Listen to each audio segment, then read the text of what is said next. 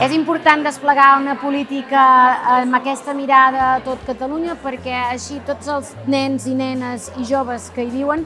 puguin tenir aquesta garantia d'accessibilitat, que sigui una proposta universal on ningú s'hi senti fora i que tothom tingui el dret a decidir si vol participar o no d'aquesta oferta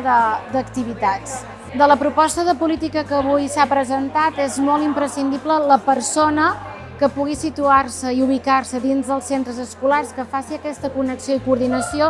del dins i fora l'escola. Així podrem establir aquest canal de comunicació bidireccional, coneixent quines són les oportunitats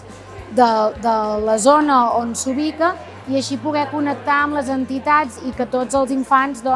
puguin estar vehiculats en aquesta xarxa que es generi entre tots els seus agents.